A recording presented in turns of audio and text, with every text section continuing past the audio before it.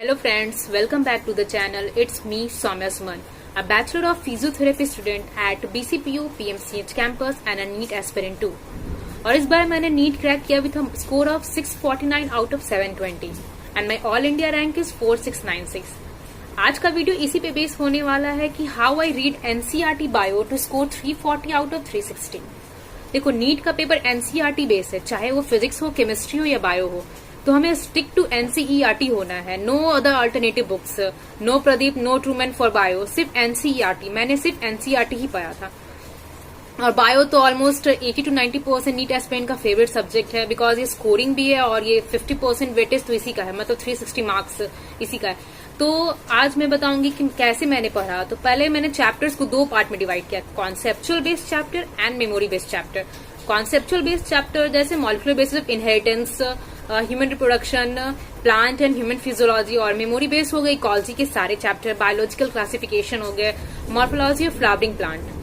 तो अगर मैं कॉन्सेप्चुअल बेस्ड चैप्टर पढ़ने जाती तो सबसे पहले मैं एक माइंड मैप बना लेती. अच्छा, इस चैप्टर में ये चीज पढ़ना है, ऐसा मैकेनिज्म है, तो मैं एनसीईआरटी पढ़ने जाती. फॉर एग्जाम्पल अगर मॉलिक्यूलर बेसिस ऑफ इनहेरिटेंस में पढ़ने गई तो पहले मैंने अपने दिमाग में माइंड मैप बनाया कि अच्छा डीएनए से आरएनए बनेगा, आरएनए से प्रोटीन बनेगा, ट्रांसक्रिप्शन होगा, देन ट्रांसलेशन होगा, उसका मैकेनिज्म मैंने रिकॉल किया. तब मैं जब एनसीईआरटी का लाइन पढ़ती तो मुझे रिकॉल होता, अच्छा ये चीज ये बोलना चाह रहा है. एनसीईआरटी का एक एक लाइन इंपॉर्टेंट है, एक लाइन भी स्किप नहीं कर सकता. अगर एनटीए वहीं से क्वेश्चन उठा लिया तो इसलिए हम लोग को एनसीईआरटी का हर एक लाइन को इंपॉर्टेंस देना है. तो आज मैं आपसे शेयर करूंगी 7 गोल्डन टिप्स जिससे आपके मार्क्स बूस्टअप हो जाएंगे 360 तक. जैसे मैंने इस पैरा का सारा फ्लो चार्ट के फॉर्म में लिख लिया. मुझे ऐसे समझ में नहीं आता तो मैंने ये फ्लो चार्ट के फॉर्म में लिख लिया, जैसे ट्यूबुलर रेक्टाइल, फिर रेडिटेस्टस, फिर वास डिफरेंस, फिर एपिडाइडमिस, फिर वास डिफरेंस. ऐसे मैंने ट्यूबुलर फॉर्म में लिख लिया ताकि मुझे पढ़ने में आसानी हो. फिर ये मैमरी ग्लैंड वाला भी मैंने सीक्वेंस में लिख लिया. देखो यहाँ पे वही चीज लिखा हुआ पर यहाँ पे इजी होता था पढ़ना. और जैसे न्यूमेरिकल वैल्यू अगर याद कर रहे हो तो उसके चीज को भी देखो कि वो क्या दिखा है. जैसे हम लोग याद तो कर लेते हैं 3164.7 मिलियन बेस पेयर, ये याद रखना कि बेस पेयर है. ये सब चीज एनटीए क्वेश्चन उठा देता है, सिर्फ हम लोग याद रखेंगे बेसिस तो गलत हो जाएगा. फिर यहाँ कितने, जैसे 1.4 मिलियन लोकेशन, और ये क्रोमोसोम 1 में कितने जीन्स होते हैं 2968. ऐसे मैंने न्यूमेरिकल वैल्यू को याद किया. और उधर देखो बायोडाइवर्सिटी एंड कंजर्वेशन में भी ऐसे न्यूमेरिकल वैल्यू है. जैसे इसमें तो वही सा वैल्यू कितना क्या, और इसका लैटिट्यूडनल रेंज कितना, मतलब हर कंट्री के ग्रीनलैंड कितना है, न्यूयॉर्क कितना है, इसे मैंने ऐसे साइड में लिख लिया. कोलंबिया में कितने 14 से स्पीसीज है, न्यूयॉर्क में 105, ग्रीनलैंड में 56, इंडिया में मोर देन 1200. और यहाँ देखो अमेजन रेन फॉरेस्ट में कितने स्पीसीज फिश के हैं, बर्ड्स के, मैमल्स के, रेप्टाइल्स के, इन्वर्टिब्रेट्स के.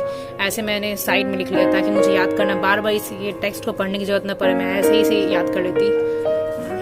और फ्लो चार्ट ये देखो, ये इनवर्टिब्रेट का, ये वर्टिब्रेट का है, ये प्लांट्स का, और ये किसका कितना है, मतलब किस सीक्वेंस में वो भी याद करना है. इसमें सबसे ज्यादा इंसेक्ट का है, ये मैंने याद किया था. और फिर ये वर्टिब्रेट का.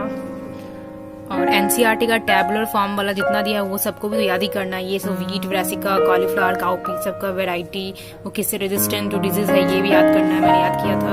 और फिर देखो ये ब्रासिका, ये टेबल. और बायोमॉलिक्यूल्स में जो फ्लो चार्ट वो टेबल है, कितने परसेंटेज है, क्या हम लोग का, जैसे प्रोटीन कौन कौन है, क्या उसका फंक्शन है, वो सब याद करना है, वो फ्लो चार्ट. और डायग्राम में अगर कोई चीज मेंशन किया हो तो उसके जो टेक्स्ट में दिया हुआ उसे मैं लिख लेती हूँ. जैसे देखो ये वेलवेट एस्टिवेशन, ये ट्विस्टेड, इम्ब्रिगेट और वेक्सलरी, तो मैंने इसी का एग्जांपल यहीं साइड में नोट डाउन कर लिया कि मुझे टेक्स्ट पढ़ने जो ये तो पढ़ना ही है, क्या डेफिनेशन है वो तो पढ़ना ही है, पर ऐसे एग्जांपल डायरेक्ट किया, the twisted, China rose, lady finger cotton, imbricate, vexillary. और यहाँ देखो ये स्टैंडर्ड हो गया, ये स्टैंडर्ड पेटल पोस्टीरियर रिंग्स हो गया, कील हो गया, ये स्मॉलेस्ट एंटीरियर हो गया.